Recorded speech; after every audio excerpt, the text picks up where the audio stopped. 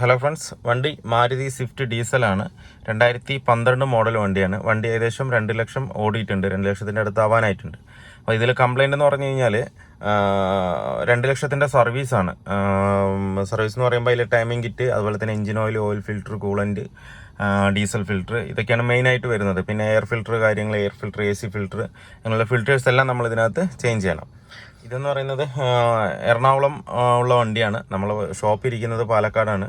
അപ്പോൾ 2 ലക്ഷത്തിൻ്റെ സർവീസ് നമ്മുടെ അടുത്ത് ചെയ്യണമെന്ന് പറഞ്ഞിട്ട് നമ്മുടെ വീഡിയോ കണ്ട് ഇഷ്ടപ്പെട്ടിട്ട് വന്നതാണ്.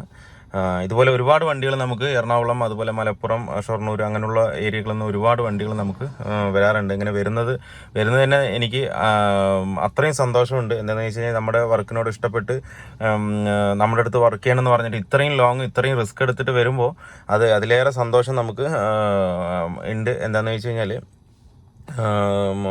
നമ്മുടെ വർക്കിനോട് അത്രത്തോളം ഇഷ്ടപ്പെടുന്നുണ്ടല്ലോ എന്നൊരു മനസ്സിനൊരു ഇത്, അതുപോലെ തന്നെ കൂടുതലും നമ്മുടെ വർക്കിനെ വൃത്തിയാക്കാനുള്ളൊരു മനസ്സിനകത്തൊരു ഫീൽ ഇതിനകത്ത് നമുക്ക് കിട്ടുന്നുണ്ട്. അപ്പോൾ എന്തായാലും ഇത് 2 ലക്ഷത്തിൻ്റെ സർവീസിന് നമുക്കിത് പക്കയാക്കി കൊടുക്കണം. അതുമാത്രമല്ല EGR മാനിഫോൾഡും അയച്ച് ക്ലീൻ ചെയ്യണം. ഇത് കറക്റ്റ് കമ്പനി സർവീസ് ചെയ്യുന്ന വണ്ടിയാണ്, ഇൻഡസിൽ ചെയ്യുന്ന വണ്ടിയാണിത്. അപ്പോൾ ഇൻഡസിൽ അവർ പറഞ്ഞിരിക്കുന്നത് മാനിഫോൾഡ് EGR ക്ലീൻ ചെയ്യേണ്ടെന്നാണ് പറഞ്ഞിരിക്കുന്നത്. EGR ക്ലീൻ ചെയ്യണം, 1 ലാഖിൽ ചെയ്യണം, മാനിഫോൾഡ് അയച്ച് ക്ലീൻ ചെയ്യേ വേണ്ടെന്നാണ് ഇൻഡസുകാർ പറഞ്ഞിരിക്കുന്നതാണ്. കസ്റ്റമർ വിളിച്ചതാണ് എന്നെ, എറണാകുളത്ത് നിന്ന് കഴിഞ്ഞ ദിവസം വിളിച്ചിട്ട് ചോദിച്ചാണ് 2 ലക്ഷം കിലോമീറ്റർ സർവീസിൽ എന്തൊക്കെ ചെയ്യണം. അപ്പോൾ ഞാൻ പറഞ്ഞു കൊടുത്ത് എല്ലാ 30,000-ലും മാനിഫോൾഡ് EGR ക്ലീൻ ചെയ്യണമെന്ന് ഞാൻ അവരുടെ അടുത്ത് വ്യക്തമായി ഞാൻ പറഞ്ഞു കൊടുത്തു, സാറിൻ്റെ അടുത്ത്.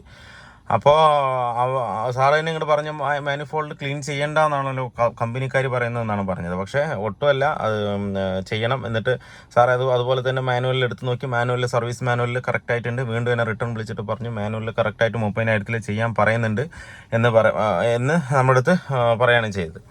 അപ്പോൾ എല്ലാ 30,000-ലും മാരുതി മാത്രമല്ല, ഏത് വണ്ടിയാണെന്നുണ്ടെങ്കിലും ഞാൻ എല്ലാ വീഡിയോയിലും ഞാൻ പറയുന്നുണ്ട്, റിപ്പീറ്റ് ചെയ്ത് പറയുന്നുണ്ട്. എന്തിനാന്ന് വെച്ച് കഴിഞ്ഞാൽ നമ്മുടെ വണ്ടി നന്നായിരിക്കണം എന്ന് പറഞ്ഞിട്ടാണ് ഞാൻ ഈ റിപ്പീറ്റ് ചെയ്ത് പറയുന്നത്. വേറെ നിങ്ങളെ ബോറടിപ്പിക്കാനോ ഈ തന്നെ കേട്ടുകൊണ്ടിരിക്കാനോ അല്ല ഞാൻ പറയുന്നത്. നമ്മുടെ വണ്ടി എപ്പോഴും നന്നായിരിക്കണം. അതിൽ മാനുവൽ കറക്റ്റായിട്ട് പറയുന്നുണ്ട്. എല്ലാ 30,000-ലും EGR മാനിഫോൾഡോ അയച്ച് ക്ലീൻ ചെയ്യണം. എന്താണെന്ന് വെച്ച് കഴിഞ്ഞാൽ ഈ എക്സോസ്റ്റിൽ നിന്ന് വരുന്ന എയറാണ് തിരിച്ച് എഞ്ചിൻ്റെ ഉള്ളിലേക്ക് പോകുന്നത്. അപ്പോൾ എക്സോസ്റ്റിൽ വരുന്ന എയറിൽ നമുക്ക് അറിയാൻ പറ്റും, അതിൽ എന്താ പറയുക, കാർബൺ ഡെപ്പോസിറ്റ് എന്തായാലും ഉണ്ടാവും അതിനകത്ത്. ഡീസൽ വണ്ടി ആയതുകൊണ്ട് കാർബൺ ഉണ്ടാവും.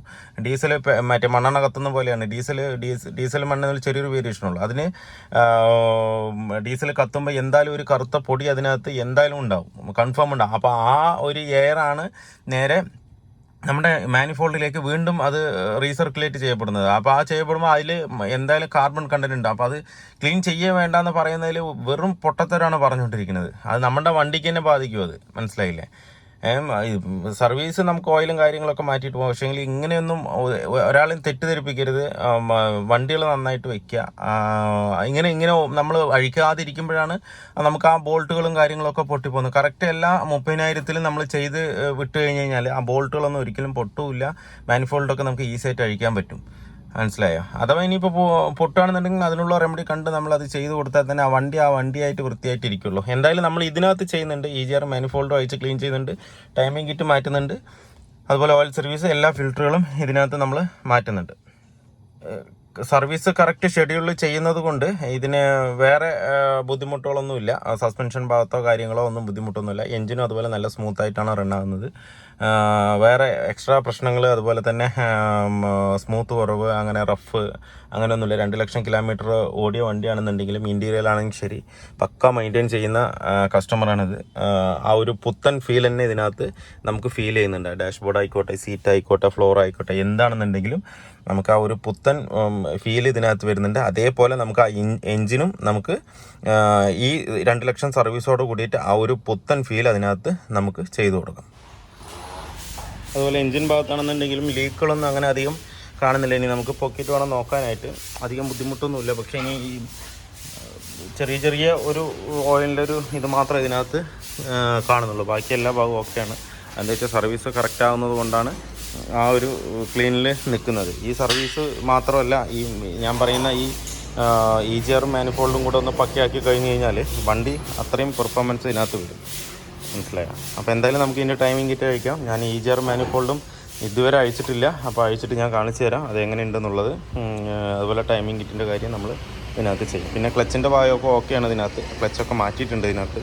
അതുകൊണ്ട് ക്ലച്ചിൻ്റെ ഭാഗമൊന്നും നോക്കാനില്ല. സർവീസ് 2 ലക്ഷത്തിൻ്റെ സർവീസ് മാത്രം പക്കയായിട്ട് നമുക്ക് ഇതിനകത്ത് ചെയ്താൽ.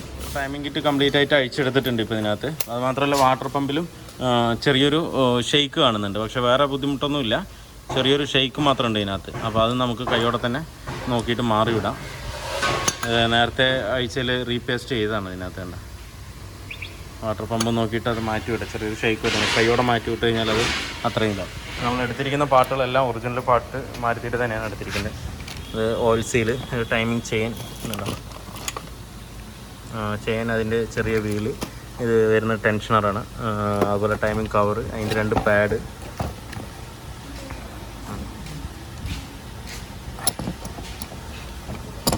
അതുപോലെ വേറൊരു പാഡ്. അപ്പോൾ എല്ലാം നമ്മൾ OE തന്നെ എടുത്തിട്ടുണ്ട്. നമുക്ക് എന്തായാലും ഇതിനകത്ത് സെറ്റ് ചെയ്യും. നമ്മൾ EGRും മാനിഫോൾഡും അഴിച്ചതാണ്. മാനിഫോൾഡിൻ്റെ ഉള്ളിൽ കണ്ടില്ലേ കാർബൺ എത്രത്തോളം അതിനകത്ത് കാർബൺ ഉണ്ട്. ഈ സാധനമാണ് അവർ ക്ലീൻ ചെയ്യേണ്ടെന്നുള്ള രീതിക്ക് പറയുന്നത്. അതിൻ്റെ ഉള്ളിൽ നോക്കിയോ, ഇത് ഏകദേശം ഇപ്പോൾ ഒരു 5 കിലോ ഉണ്ടാവും. ഉള്ളിൽ കണ്ടില്ലേ ഇത്രത്തോളം കാർബൺ അതിനകത്തുണ്ട്. വരുന്നുണ്ടോ ഹോളുകളൊക്കെ? വലിയ ഹോൾ വന്നിട്ട് ചെറിയ ചെറിയ ഹോളായി മാറിയിരിക്കുന്നു. അത്രത്തോളം കാർബൺ ഇതിനകത്തുണ്ട് ഉള്ളിൽ. ഈ കാർബൺ ഇത്രത്തോളം ഉള്ളത് കൊണ്ട് അത് കറക്റ്റ് നമുക്ക് എയർ ഫ്ലോ കറക്റ്റ് അതിനകത്ത് കിട്ടില്ല. കണ്ടില്ലേ ഈ ഹോളൊക്കെ കണ്ടില്ല, അടഞ്ഞ് ചെറിയ ചെറിയ ഹോളായിരിക്കണം. 1-2 ഹോള് ഫുള്ളായിട്ട് ബ്ലോക്ക് ആയിട്ടുണ്ട്. അതായത് നമുക്കിതൊന്ന് അഴിച്ച് ക്ലീൻ ചെയ്യാം പക്കയായിട്ട്. ഇതുണ്ടോ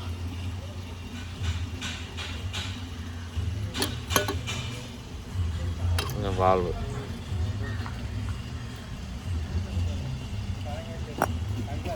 മൊത്തം നമുക്കിതൊന്ന് കെമിക്കലിലിട്ട് വാഷ് ചെയ്യാം. ഇതാണിപ്പോൾ എയർ മാസ് സെൻസർ. അതിനകത്തും ഫുള്ള് കാർബൺ കയറിയിട്ട് അടഞ്ഞ് ഹോള് മൊത്തം അടഞ്ഞിരിക്കുകയാണ്. റെഡി, ഹോള് മൊത്തം അടഞ്ഞിരിക്കുകയാണ്. അപ്പോൾ ഒരിക്കലും ഇതിൻ്റെ എയർ ഫ്ലോ സെൻസ് ചെയ്യാൻ പറ്റില്ല. മാനിഫോൾഡിൽ എത്രത്തോളം പ്രഷർ വരുന്നുണ്ടെന്നുള്ളത് ഒരിക്കലും ഇതിനകത്ത് സെൻസർ ചെയ്യാൻ കഴിയില്ല. അതിനനുസരിച്ച് നമുക്ക് പുള്ളിങ്ങും അതുപോലെ മൈലേജിൻ്റെയും ഒക്കെ വ്യത്യാസം വരും. നമ്മൾ എന്തായാലും ഇതൊക്കെ കംപ്ലീറ്റ് ക്ലീൻ ചെയ്ത് കയറ്റാം. ഇത് കംപ്ലീറ്റ് ക്ലീൻ ചെയ്ത് കയറ്റുമ്പോൾ തന്നെ വണ്ടി ഒരു ഫ്രഷ്നെസ്സാണ്, ഓടിക്കാൻ തന്നെ നല്ലൊരു സുഖം. Complete manifold EGR complete clean ചെയ്തിട്ടുണ്ട്. ഇതാണ് ഇപ്പോൾ ക്ലീൻ ചെയ്തത്. കണ്ടില്ലേ ഉള്ളിൽ പക്കയായിട്ടിരിക്കുന്നുണ്ട്. കണ്ടോ ഇപ്പോൾ എത്ര വലിയ ഹോളായിട്ട്. നേരത്തെ എന്ന് പറഞ്ഞാൽ അത്രയും ബ്ലോക്കായി അടഞ്ഞിരിക്കുകയായിരുന്നു അതിനകത്ത്.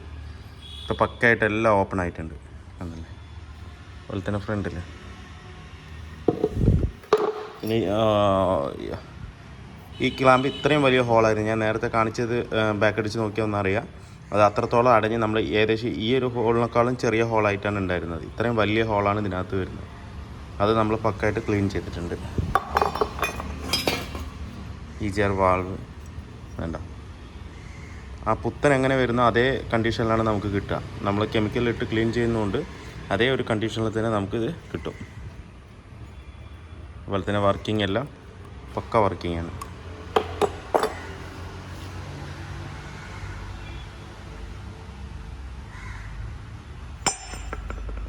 കംപ്ലീറ്റ്. അതുപോലെ ഇതിൻ്റെ ഉള്ളിലൊക്കെ ഉണ്ടല്ലോ, ഇതിൻ്റെ ഉള്ളിലൊന്നും നമുക്ക് ഒരിക്കലും ഡീസലോ പെട്രോളോ ഒഴിച്ചാലൊന്നും പക്കയായിട്ട് ക്ലീൻ ആയിട്ട് വരികയില്ല. അതൊന്ന് പുറത്ത് അതിൻ്റെ കാർബൺ പുറത്ത് അത്രത്തോളം വരില്ല.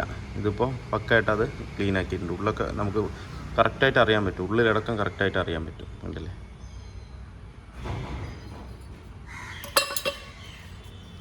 അപ്പോൾ ഇത്രയും സാധനം നമ്മൾ ക്ലീൻ ചെയ്തിട്ടുണ്ട് പക്കയായിട്ട്. ഇനി നമുക്ക് ഇതെല്ലാം ഓരോന്നായിട്ട് വണ്ടിയിലകത്ത് സെറ്റ് ചെയ്യാം. അതുകൂടാതെ നമ്മളിതിൻ്റെ വാട്ടർ പമ്പ് മാറിയിട്ടുണ്ട്. വാട്ടർ പമ്പിൻ്റെ ബെയറിംഗ് ആണ് ഹെവി ആയിട്ട് നോയ്സ് വന്നുകൊണ്ടിരിക്കുന്നത്. അത് നമ്മൾ മാറ്റണം. അത് MGP തന്നെ എടുത്തിരിക്കുന്നത് 2325 രൂപ റേറ്റ് വരുന്നുണ്ട്. കണ്ടോ. പിന്നെ അതുപോലെ തന്നെ ഫിൽറ്ററിൻ്റെ ക്യാപ്പ്, ഓയിൽ ഫിൽറ്ററിൻ്റെ ക്യാപ്പ് അതിൻ്റെ ടോപ്പ് ഫുള്ളി ഡാമേജ് ആണ്. അപ്പോൾ അത് നമ്മൾ പുതിയ തന്നെ എടുത്തിട്ടുണ്ട്. അത് MGP തന്നെ 375 രൂപ അതിനും വരുന്നുണ്ട്. കണ്ടില്ലേ, ഇത് ഈ ക്യാപ്പിൻ്റെ ഈ മോൾ ഭാഗം ഉണ്ടല്ലോ, ചില സമയത്ത് ഇത് പൊട്ടിപ്പോകാൻ സാധ്യത. വെച്ചാൽ ഓവർ ടൈറ്റ് ചെയ്യുമ്പോഴാണ് ആ കംപ്ലയിൻറ്റ് വരുന്നത്. ഒരു 25 to 30 Nm ടോർക്ക് മാത്രം ഇത് മതി. ഇതിപ്പോൾ ഇതിൽ തന്നെ എഴുതിയിട്ടുണ്ട് 25 Nm ടോർക്ക്. ഉണ്ടോ, ഇതുണ്ടോ, അത്രയും ടോർക്ക് ഇതിനകത്ത് മതി. എന്ന് വെച്ച് കഴിഞ്ഞാൽ ചെറിയൊരു മുട്ടൽ മാത്രം മതി ഇതിനകത്ത് ടൈറ്റ് ആവാനായിട്ട്. അത് ചിലപ്പോൾ ഓവർ ടൈറ്റ് ചെയ്തിട്ടുണ്ടെങ്കിൽ നമുക്ക് തിരിച്ചയക്കുമ്പോൾ ചിലപ്പോൾ കിട്ടില്ല. അപ്പോൾ അതെന്തായാലും പൊട്ടിച്ചെടുക്കുക തന്നെ വേണം. അപ്പോൾ ഇതിൽ അതുപോലെ കംപ്ലയിൻറ്റ് ഉണ്ടായിരുന്നു. അത് നമ്മൾ അഴിച്ചിട്ട് പുതിയത് ഇട്ടിരിക്കുകയാണ് അതിനകത്ത്. ഇനിയിപ്പോൾ നമുക്ക് ചെയ്യാനുള്ളത് ഇതിൻ്റെ തെർമോസ്റ്റാറ്റ് വാൾവാണ്. ആ വാൾവ് ഞാൻ കഴിഞ്ഞ വീഡിയോയിൽ ഞാൻ പറഞ്ഞിട്ടുണ്ടായിരുന്നു. എപ്പോൾ അഴിക്കുമ്പോഴും അത് ഈ ഭാഗത്ത് ദ്രവിച്ച് നിൽക്കുന്നുണ്ടാവും. അതിപ്പോൾ നമ്മൾ ഇതിൻ്റെ EGR അഴിക്കണമെന്നുണ്ടെങ്കിൽ ഇതിൻ്റെ ഹോസ് വെടിയിച്ചാൽ മാത്രമേ നമുക്ക് EGR അഴിക്കാൻ പറ്റുള്ളൂ. അപ്പോൾ ആ ഹോസ് വെടിയിക്കാനായിട്ട് നമ്മൾ ക്ലിപ്പൊന്ന് അങ്ങോട്ടോ ഇങ്ങോട്ടോ ഒന്ന് ഇളകി കഴിഞ്ഞാൽ ഉടനെ ദ്രവിച്ച് നിൽക്കുന്ന സാധനം പൊട്ടി പുറത്തങ്ങ് വരും. ഇത് അലുമിനിയം കേസാണ്, പഴയ മോഡലാണ്. ഇപ്പോൾ മോഡിഫിക്കേഷൻ വരുന്നത് നമ്മുടെ പ്ലാസ്റ്റിക് കേസാണ് വരുന്നത്. അതിന് ഇത്തരം കംപ്ലയിൻറ്റ് കൂടുതലാണ്. എന്താ വെച്ച് കഴിഞ്ഞാൽ ഇത് മൗൾഡിങ്ങും അത് സ്ക്രൂ ചെയ്ത് വെച്ചിരിക്കുന്ന ഒരു ടൈപ്പാണ് വരുന്നത്. അപ്പോൾ എന്തായാലും നമുക്കിതും അതോടുകൂടി മാറ്റാം. ഞാൻ സാധനം എടുത്തിട്ടില്ല, അതും MGP തന്നെ നമുക്ക് കിട്ടാനുണ്ട്. ഏകദേശം 2000 രൂപയുടെ അടുത്ത് അങ്ങോട്ട് വരുന്നുണ്ടെന്ന് തോന്നുന്നു. ഓൾഡ് മോഡലിന് അല്ല, ഏകദേശം 1600 രൂപ ആ റേഞ്ച് എന്തോ വരുന്നുണ്ട് ഇതിനകത്ത്. അപ്പോൾ ഇത് എന്തായാലും നമുക്ക് മാറ്റിവിടാം. ഇതാണ് വണ്ടിയിൽ വരുന്ന പഴയ തെർമോസ്റ്റാറ്റ് വാൾവ്. ഇതിൽ ഈ 2 സൈഡാണ് ദ്രവിച്ച് നിന്നിട്ടുണ്ടായിരുന്നത്. അത് നമ്മൾ തൊടുമ്പോഴത്തേക്കും അത് പൊട്ടിപ്പോകും. അലുമിനിയം കേസാണ് ഇത് വരുന്നത്. ഇതിപ്പോൾ പുതിയതാണ് ഈ വരുന്നത്. മൊത്തം പ്ലാസ്റ്റിക്കിൻ്റെ കേസായിട്ടാണ് വരുന്നത്. അതിന് ഏകദേശം OE തന്നെ എടുത്തിരിക്കുന്നത് ജെന്യൂൻ പാർട്സ് 1600 രൂപയോളം പാർട്സിന് റേറ്റ് വരുന്നുണ്ട് ഇതിനകത്ത്. നല്ലത് നമുക്കതിനകത്ത് കിട്ടാം. നമ്മുടെ സ്വിഫ്റ്റിൻ്റെ വർക്ക് ഫുള്ളി കംപ്ലീറ്റ് ആയിട്ടുണ്ട്. ഇതിൽ ചെയ്തിരിക്കുന്ന 2 lakhൻ്റെ സർവീസാണ് നമ്മൾ ഇതിനകത്ത് ചെയ്തിരിക്കുന്നത്. അത് മേജറായിട്ട് വരുന്നത് ടൈമിംഗ് കിറ്റാണ്. അത് നമ്മൾ മാറ്റി, അതുപോലെ തന്നെ എല്ലാ ഫിൽറ്റേഴ്സും മാറ്റി. അതുപോലെ EGR മാനിഫോൾഡ് അഴിച്ചതിനകത്ത് പക്കയായിട്ട് നമ്മൾ ക്ലീൻ ചെയ്തിട്ടുണ്ട്. പിന്നെ വാട്ടർ പമ്പിനൊരു ബാരിങ്ങിന് സൗണ്ട് ഉണ്ടായിരുന്നു. അപ്പോൾ വാട്ടർ പമ്പ് മാറി. തെർമോസ്റ്റാറ്റ് വാൾവ് നമ്മൾ അഴിക്കുമ്പോഴേ പൊട്ടി. അപ്പോൾ തെർമോസ്റ്റാറ്റ് വാൾവ് മാറി. അഴിക്കുമ്പോൾ പൊട്ടി എന്ന് പറഞ്ഞാൽ പൊട്ടിക്കുന്നതല്ല, അത് ദ്രവിച്ചിട്ടായിരിക്കും അതിൻ്റെ ലെഗ് നിൽക്കുന്നുണ്ടാവുക. അപ്പോൾ നമ്മൾ ഈ EGR അഴിക്കുമ്പോൾ അതിൻ്റെ ഹോസ് എന്തായാലും അഴിച്ചാൽ മാത്രമേ നമുക്ക് പുറത്തെടുക്കാൻ പറ്റുള്ളൂ. അപ്പോൾ അഴിക്കുന്ന സമയത്ത് ക്ലിപ്പിൽ ചിലപ്പോൾ തൊട്ട് കഴിഞ്ഞാൽ അത് പെട്ടെന്ന് അങ്ങ് പൊട്ടിപ്പോകും. അതങ്ങനെ ദ്രവിച്ച് അങ്ങനെ കടയോടെ നിൽക്കുന്നുണ്ടാവും. നമ്മൾ തൊടുമ്പോഴായിരിക്കും അത് പൊട്ടിപ്പോകുന്നത്. അത് എല്ലാ വണ്ടിക്കും ഏകദേശം 100% വണ്ടികൾക്കും അങ്ങനെ സംഭവിക്കുന്നതാണ്. അപ്പോൾ അത് നമ്മൾ ഇതിനകത്ത് മാറ്റിയിട്ടുണ്ട്. പിന്നെ അതുകൂടാതെ റിയറിലെ ഷോക്കിന് ചെറിയൊരു കംപ്ലയിൻറ്റ് ഉണ്ടായിരുന്നു, ഓയിൽ ലീക്ക് ഒരു സൈഡിൽ. അപ്പോൾ അത് നമ്മൾ മാറ്റി. അത് MGP എടുത്തിട്ടിരിക്കുന്നത് 1750 രൂപ റേഞ്ച് ആ വില വരുന്നുണ്ട് അതിനകത്ത്. അപ്പോൾ വർക്ക് എല്ലാം ഏകദേശം കംപ്ലീറ്റ് ഫിനിഷ് ആയിട്ടുണ്ട്. ഇപ്പോൾ വണ്ടി എന്ന് പറഞ്ഞു കഴിഞ്ഞാൽ ഓടിച്ച് നോക്കിയാൽ തന്നെ അതിൻ്റെ ഫീൽ അറിയുള്ളൂ. ഞാൻ എത്രത്തോളം പറഞ്ഞാൽ നിങ്ങൾക്ക് അതിൻ്റെ ക്ലാരിറ്റി അത് മനസ്സിലാവില്ല. അത് വണ്ടി ഓടിച്ചാൽ തന്നെ നമുക്ക് അതിൻ്റെ ഒരു നേരത്തെ വണ്ടിയുടെയും ഇപ്പോഴത്തെ വണ്ടിയുടെയും ഒരു വ്യത്യാസം അതിനകത്ത് അറിയാൻ പറ്റുള്ളൂ. എഞ്ചിൻ എന്ന് പറഞ്ഞാൽ പക്ക സ്മൂത്തായി എന്ന് പറഞ്ഞാൽ നമ്മൾ കാല് കൊടുക്കുമ്പോൾ അങ്ങനെ കറക്റ്റായിട്ട് പോകുന്നുണ്ട്. പക്ഷേ എപ്പോഴും നമ്മൾ EGR മാനിഫോൾഡും ക്ലീൻ ചെയ്ത് ടൈമിംഗ് കിറ്റ് മാറ്റിയാലും എഞ്ചിൻ്റെ സൗണ്ട് ഇരിക്കും. പക്ഷേങ്കിൽ ഒരു ഓപ്പൺ സൗണ്ട് നമുക്ക് ഒരു ഫീൽ ചെയ്യും. മനസ്സിലായോ? എന്താ വെച്ച് കഴിഞ്ഞാൽ എങ്ങനെയാ അത് പറഞ്ഞുതരിക, ഒരു എഞ്ചിൻ്റെ ആ ഒരു കലകലകലപ്പൊക്കെ ഒന്ന് മാറും. പക്ഷേങ്കിൽ എഞ്ചിൻ ഒരു തുറന്നൊരു സൗണ്ടാണ് നമുക്ക് ഫീൽ ചെയ്യുന്നത്. വെച്ചാൽ ആ പുതിയ വണ്ടി എടുക്കുമ്പോൾ എങ്ങനെയാണോ സൗണ്ട് അതേ രീതിയിൽ. നേരത്തെ നമ്മൾക്ക് ഓടിച്ചിരിക്കുമ്പോൾ ഒരു അടപ്പോടുള്ളൊരു സൗണ്ട് ആയിരിക്കും. എന്താ വെച്ചാൽ എയർ ഒന്നും കറക്റ്റ് കിട്ടാത്തതുകൊണ്ട് കംപ്രഷൻ കറക്റ്റ് ആവില്ല, മറ്റേ എയറിൻ്റെ അളവ് കുറവായിരിക്കും. അങ്ങനെയൊക്കെ വരുമ്പോൾ ഒരു പതപതപ്പ് പോലെ ഇരിക്കും. ഇപ്പോൾ എന്ന് വെച്ചാൽ തുറന്നിട്ടുള്ളൊരു എഞ്ചിൻ മൂവ്മെൻ്റ് ആണ് ഇതിനകത്ത് കിട്ടുന്നത്.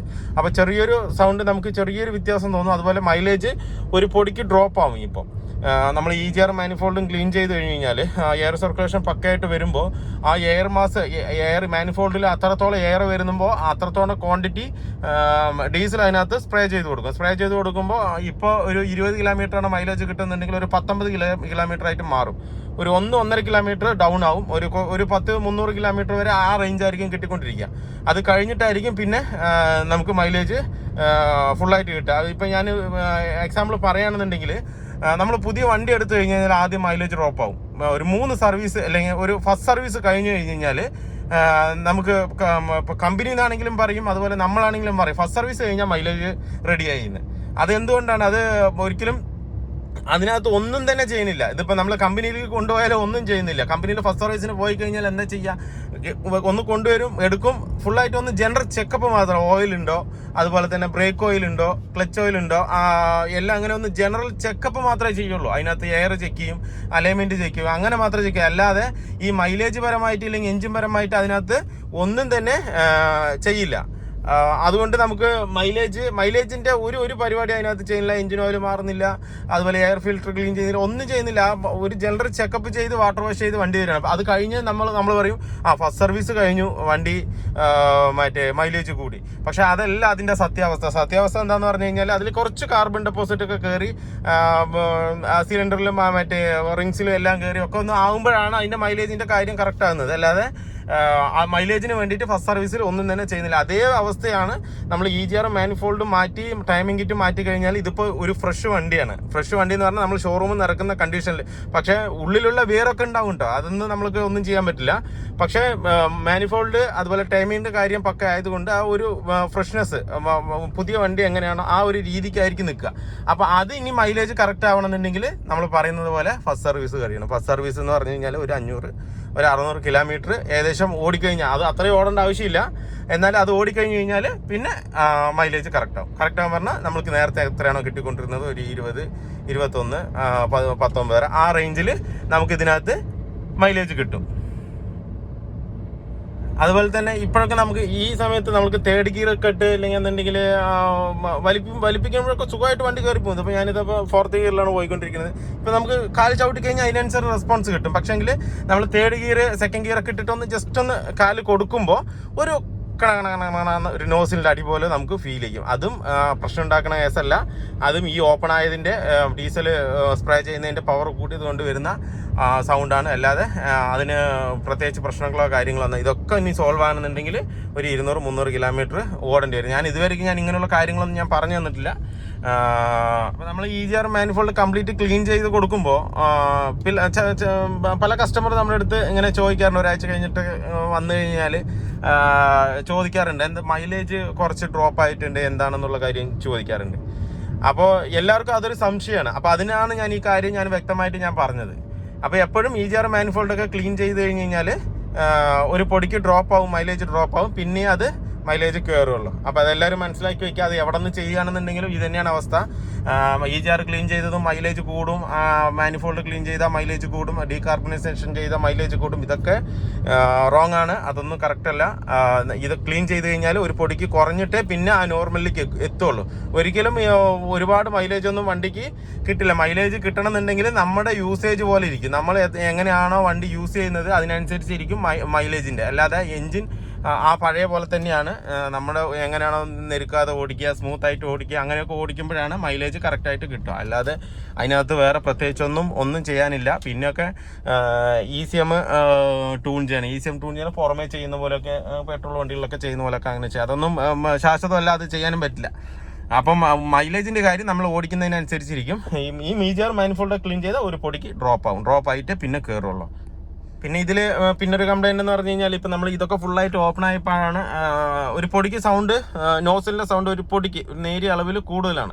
അപ്പോൾ 2 ലക്ഷം കിലോമീറ്റർ ആയതുകൊണ്ട് നമുക്ക് ആ നോസിൽ ഒന്ന് അഴിച്ചൊന്ന് ഫുള്ളായിട്ട് സർവീസ് ചെയ്ത് കഴിഞ്ഞ് കഴിഞ്ഞാൽ ഒന്നുകൂടെ അത് ബെറ്റർ ആയിരിക്കും വണ്ടി ഓടിക്കാനും. അതുപോലെ തന്നെ ഫയറിങ് കറക്റ്റ് ഇപ്പോൾ കുഴപ്പമൊന്നുമില്ല, നേരിയൊരു വ്യത്യാസം ആ നോസിനകത്ത് കാണുന്നുണ്ട്. അപ്പോൾ ആ നോസിൽ 4 അഴിച്ചൊന്ന് പക്കയായിട്ട് സർവീസ് ചെയ്ത് കഴിഞ്ഞ് കഴിഞ്ഞാൽ ഒന്നുകൂടെ ബെറ്റർ ആയിരിക്കും. എന്താ വെച്ച് കഴിഞ്ഞാൽ എനിക്കിന്ന് കസ്റ്റമർക്ക് ഡെലിവറി ചെയ്യണം ഈ വണ്ടി. 2 ദിവസമായി വന്നിട്ട് EGR മാനിഫോൾഡ് അതുപോലെ ടൈമിംഗ് കിറ്റ് മാറിയതാണ്. പുറത്തുനിന്നാണ് വന്നത്, എറണാകുളത്തുനിന്ന് വന്ന വണ്ടിയാണ്. ഞാൻ പാലക്കാടാണ് ഇരിക്കുന്നത്, എറണാകുളത്തുനിന്ന് വന്നതാണ്. അപ്പോൾ ബാക്കിയുള്ള കാര്യങ്ങളൊക്കെ ഞാൻ പക്ക പെർഫെക്റ്റായി ആക്കി കൊടുത്തിട്ടുണ്ട്. നമുക്ക് നേരത്തെ ഓടിക്കുമ്പോഴൊന്നും ആ ഒരു ഫോൾട്ടൊന്നും അറിയില്ല. എന്താണെന്ന് വെച്ച് കഴിഞ്ഞാൽ ഇതൊക്കെ അടവ് കൊണ്ട് കറക്റ്റ് റേഷ്യോയിലൊന്നും ആയിരിക്കില്ല, ഫയറിങ്ങും കാര്യങ്ങളും ഒന്നും ഏതും കറക്റ്റ് ആയിരിക്കില്ല. അതുകൊണ്ട് നമുക്കതിനകത്ത് ഒന്നും വ്യക്തമായിട്ട് പറയാൻ പറ്റില്ല. ഇങ്ങനെ എല്ലാം ഓപ്പൺ ആകുമ്പോഴാണ് കൂടുതലായിട്ട് നമുക്ക് വണ്ടിയിൽ എഞ്ചിനിൽ എന്തെങ്കിലും പ്രശ്നങ്ങളുണ്ടോ ബുദ്ധിമുട്ടുകളുണ്ടോ എന്നുള്ള കാര്യമൊക്കെ നമുക്ക് അറിയാൻ പറ്റുള്ളൂ. അപ്പോൾ ഇപ്പോൾ സമയം ഏകദേശം ഒരു 10-10:30 ആയി കഴിഞ്ഞ് ഒരു 12 മണിയാകുമ്പോഴത്തേക്ക് കസ്റ്റമർ എത്താം. അതിൻ്റെ ഉള്ളിൽ എനിക്ക് നോസിലിൻ്റെ കാര്യമൊന്നും ചെയ്യാനും പറ്റില്ല അതിനകത്ത്. അത് പിന്നെ ഒരു ദിവസമാണെന്നുണ്ടെങ്കിലും ഇല്ലാന്നുണ്ടെങ്കിലും കസ്റ്റമർ പുറത്താണെന്നുണ്ടെങ്കിലും നോക്കിയിട്ട് ചെയ്താൽ മതി അതിനകത്ത്. അപ്പോൾ വീഡിയോ എല്ലാവർക്കും ഇഷ്ടമായാലും ലൈക്ക് ചെയ്യുക, ഷെയർ ചെയ്യുക, അതുപോലെ തന്നെ സബ്സ്ക്രൈബ് ചെയ്യാതെയാണ് വീഡിയോ കാണുന്നെങ്കിൽ ഒന്ന് സബ്സ്ക്രൈബ് ചെയ്ത് സപ്പോർട്ട് ചെയ്യുക. അപ്പോൾ മറ്റൊരു വീഡിയോയിലേക്ക് കാണുന്നവരെ എല്ലാവർക്കും ബൈ.